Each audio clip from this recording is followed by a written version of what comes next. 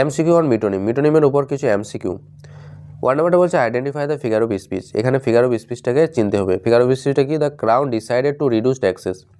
Crown কি করেছে? Crown ঠিক করেছে যে ট্যাক্সটা কমিয়ে দেবে। ক্রাউন বলতে এখানে কাকে বোঝাচ্ছে? ক্রাউন বলতে এখানে বোঝাচ্ছে সিংহাসনকে অথবা রাজাকে বোঝাচ্ছে। রাজা কথাটা কিং কথাটা ব্যবহার না করে ক্রাউন কথাটা ব্যবহার হয়েছে। তাই ক্রাউনটাকে কোন ফিগার অফ স্পিচ বলা হয়? ওটাকে বলা হয়ে থাকে মিটোনিম বলা হয়ে থাকে। কেন? কারণটা হচ্ছে যে রাজা ব্যবহার না করে ওর একটা অন্য ওয়ার্ড ব্যবহার করা হয়েছে, তাই ক্রাউনটা হচ্ছে একটা মিটোনিম, রাজার মিটোনিম বা কিংয়ের মিটোনিম। 3 নাম্বারটা বলছে হুইচ সেন্টেন্স কন্টেন্স মিটোনিম। বলছে কোন বাক্যটার মধ্যে এখানে মিটোনিম আছে। এই যে এখানে বি নাম্বারটা the pen is mightier than the sword. Pen বলছে যে পেন যে আছে, কলমটা হচ্ছে কি হাতিয়ারের থেকে বেশি পাওয়ারফুল। এখন এটাকে কলম বলতে কলম বোঝাচ্ছে না, কলম বলতে এখানে এডুকেশনকে বোঝাচ্ছে, আর সোর্ড বলতে এখানে যুদ্ধকে বুঝিয়েছে। তাই বি নাম্বারটাকে আমরা যে ফিগার অফ স্পিচের মধ্যে পড়ে ওটা হচ্ছে মিটোনিম। 6 নাম্বারটা বলছেন the sentence he has a sharp tongue. তার একটা তীক্ষ্ণ জিভ আছে, টাং আছে।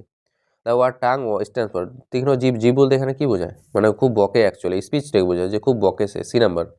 10 নাম্বার বলছে identify the figure of speech. এখানে কোন ফিগার অফ স্পিচটা ব্যবহার হয়েছে? The bench praise the lawyer. বেঞ্চটা কি হচ্ছে? যে লয়ার, উকিলটার প্রশংসা করলো। বেঞ্চ বলতে কি? জাজ, জাজেসগুলোকে বোঝাচ্ছে।